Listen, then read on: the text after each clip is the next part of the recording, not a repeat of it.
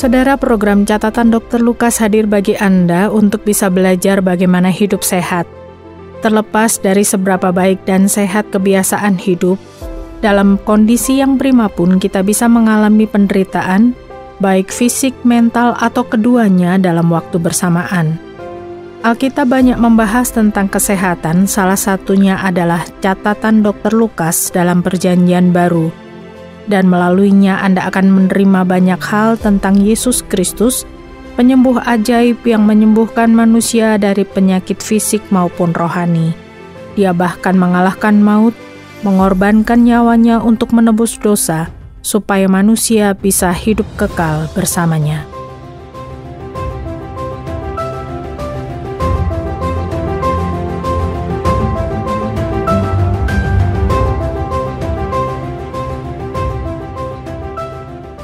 Wang Sitao adalah pria berusia 52 tahun. Selama beberapa minggu, ayahnya yang berusia 77 tahun tidak bisa datang mengunjunginya, istrinya, dan juga anaknya yang berusia 1 tahun. Wang Sitao berpikir kemungkinan ayahnya sakit atau sibuk dengan urusan lain. Tapi setelah lebih dari 1 bulan berlalu, Wang Sitao mulai mengkhawatirkan kondisi ayahnya. Dia pernah mencoba menghubungi ayahnya, tetapi ayahnya hanya menjawab bahwa dia lupa dan akan datang keesokan harinya. Hal ini terjadi terus-menerus selama beberapa minggu. Wang Sitao mulai merasakan ada yang tidak beres dengan ayahnya. Dia memutuskan untuk pergi mengunjungi ayahnya keesokan harinya. Sesampainya di sana, Wang Sitao terkejut karena rumah ayahnya lebih kotor dan berantakan daripada biasanya. Ketika dia bertanya kepada ayahnya mengenai hal itu, ayahnya mengatakan bahwa dia tidak tahu mengapa kondisi rumahnya seperti itu. Beberapa bulan berlalu dan ayah Wang Sitao masih sering melupakan hal-hal seperti kapan terakhir dia makan dan bagaimana cara memakai baju yang benar. Rumahnya juga semakin kotor dan berantakan. Akhirnya Wang Sitao memutuskan untuk membawa ayahnya ke rumah sakit. Di sana, dokter mendengarkan penjelasan Wang Sitao tentang ayahnya yang semakin pelupa. Kemudian dokter itu melakukan beberapa pemeriksaan dan meminta ayah Wang Sitao menjalani tes darah. Ayah Wang Sitao juga diminta menjalani CT scan pada bagian kepalanya.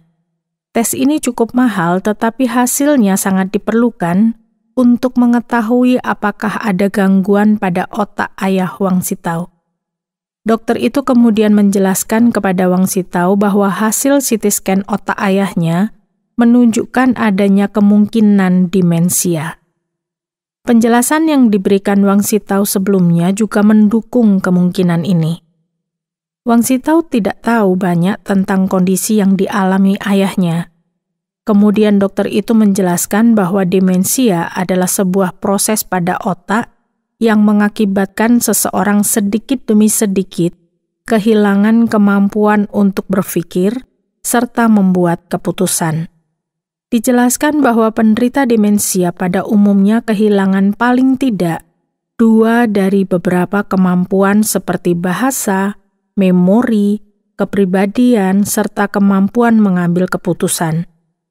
Dokter itu mengatakan bahwa menurut pengamatannya, ayah Wang Sitao sudah mengalami penurunan kemampuan mengingat, perubahan kepribadian, serta ketidakmampuan membuat keputusan. Apa yang menyebabkan penyakit ini? Beberapa faktornya adalah kekurangan vitamin B12 atau level hormon tiroid yang terlalu rendah. Tapi hasil tes darah ayah Wang Sitao menunjukkan tidak ada abnormalitas. Dokter itu mengatakan bahwa pada sebagian besar penderita demensia, tidak terlalu jelas penyebab pastinya. Tapi faktor usia adalah hal paling berpengaruh. Saat ini tidak banyak pengobatan yang bisa menolong lansia dengan demensia. Ada beberapa obat yang bisa memperlambat perkembangan demensia, tetapi harganya masih sangat mahal. Tidak ada obat yang bisa sepenuhnya mencegah demensia atau menyembuhkannya. Lalu apa yang harus dilakukan? Dokter itu merekomendasikan beberapa artikel untuk dibaca serta meminta Wang Sitao dan ayahnya datang kembali seminggu kemudian untuk mendiskusikan pilihan pengobatan bagi ayah Wang Sitao. Sesampainya di rumah, Wang Sitao membaca artikel yang direkomendasikan dokter itu, tapi dia tetap merasa khawatir tentang apa yang harus dilakukan. Wang Sitao merasa tidak berdaya karena dokter di rumah sakit mengatakan bahwa tidak ada obat yang bisa menyembuhkan demensia. Di tengah kekhawatirannya, dia mendengarkan radio yang berbicara tentang Yesus Kristus dan bagaimana dia bisa membantu orang yang membutuhkan. Penyiar radio itu membacakan, "Marilah kepadaku semua yang letih lesu dan berbeban berat, aku akan memberikan kelegaan kepadamu. Pikulah kuk yang kupasang dan belajarlah kepadaku, karena aku lemah lembut dan rendah hati, dan jiwamu akan mendapat ketenangan. Sebab kuk yang kupasang itu enak dan bebanku pun ringan." Penyiar itu mengatakan bahwa bacaan tadi berasal dari Alkitab. Wang Sitao pernah mendengar tentang Alkitab, tetapi dia tidak banyak tahu tentang isinya. Kemudian penyiar radio itu mengatakan bahwa bacaan tadi adalah perkataan Yesus Kristus. Dikatakan juga bahwa Yesus Kristus bisa memberikan kelegaan dari beban-beban dalam hidup kita, baik itu beban fisik, emosional, atau spiritual. Hal itu tentu saja menjadi kabar baik bagi Wang Sitao, karena dia merasa lelah secara fisik maupun emosional akibat penyakit yang dialami ayahnya. Dia ingin tahu lebih banyak tentang Yesus Kristus. Seminggu kemudian, Wang Sitao dan ayahnya kembali menemui dokter untuk mendiskusikan demensia ayahnya. Dokter itu mengatakan bahwa kondisi ini tidak bisa disembuhkan dan lama-kelamaan akan semakin memburuk. Bahkan sebagian besar penderita demensia tidak lagi bisa beraktivitas secara mandiri setelah beberapa tahun didiagnosa dengan penyakit ini. Keluarga bisa merawat lansia dengan demensia di rumah, tapi kebanyakan orang akan menyerahkan tanggung jawab ini kepada panti jompo, di mana mereka bisa membantu lansia untuk makan, berpakaian, dan mengingat kegiatannya sehari-hari. Pada umumnya, penderita lansia hanya punya waktu untuk hidup selama 4-6 tahun setelah diagnosa pertamanya. Dokter ini mengatakan bahwa hal terpenting yang perlu dilakukan sekarang adalah membiasakan sebuah rutinitas yang tidak berubah-ubah bagi ayah Wang Sitao. Pergi ke rumah putranya menggunakan transportasi umum mungkin terlalu sulit untuk dilakukan ayah Wang Sitao saat ini. Dokter itu menyarankan supaya ayahnya tinggal bersama Wang Sitao dan istrinya, meskipun hal ini akan membawa beberapa dampak positif dan negatif. Dampak positifnya adalah mereka bisa mengawasi ayahnya dengan lebih baik, tapi dampak negatifnya adalah mereka perlu mengorbankan waktu, tenaga, serta perhatian mereka untuk merawat ayah Wang Sitao. Dokter itu juga meminta Wang Sitao untuk mengajak ayahnya berdiskusi secara berkala untuk mencegah rasa kesepian. Lansia dengan demensia biasanya melupakan apa yang mereka makan hari itu, tapi mereka justru ingat banyak kejadian yang mereka alami berpuluh-puluh tahun sebelumnya. Sehingga penting bagi orang-orang di sekitarnya untuk memberikan informasi secara berkala. Dokter itu juga menekankan bahwa untuk merawat lansia dengan demensia diperlukan kesabaran yang tinggi. Wang Sitao pulang dari rumah sakit bersama ayahnya dengan perasaan yang lebih baik. Tapi dia masih merasa sedikit khawatir tentang perubahan yang akan terjadi kalau ayahnya pindah ke rumahnya.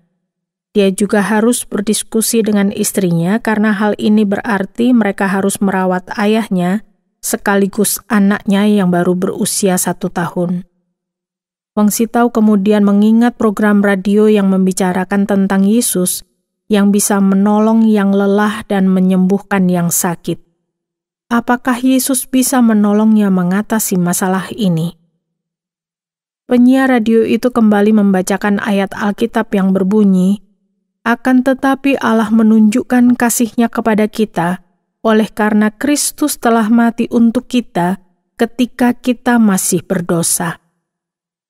Ayat ini menunjukkan betapa luar biasanya Allah.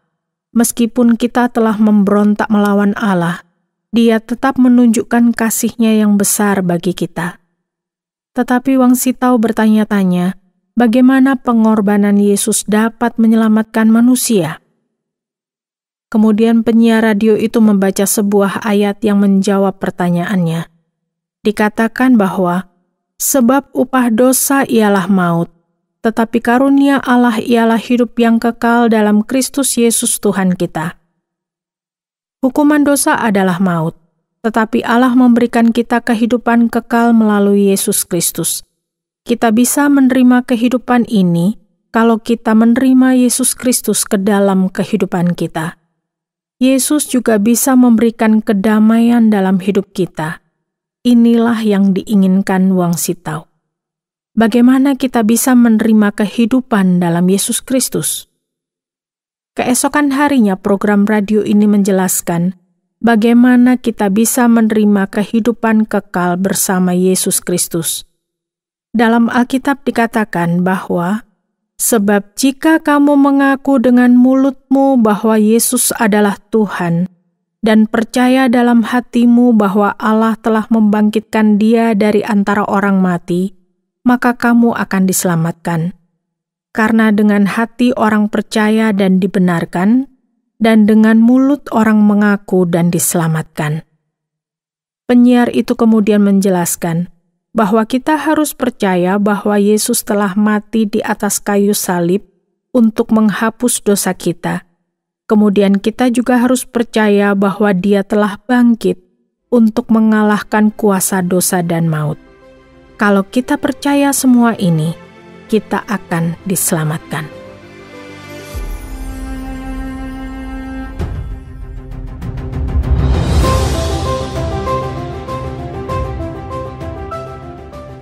Saudara pendengar, terima kasih sudah bersama mengikuti catatan Dr. Lukas, dan kiranya ini memberikan Anda pemahaman tentang kesehatan jasmani dan rohani. Kalau Anda punya pertanyaan atau terkesan dengan acara ini, silakan kirimkan tanggapan Anda bisa melalui SMS atau WhatsApp ke nomor 081 333 777 386 081 333 777 386. Sampai jumpa.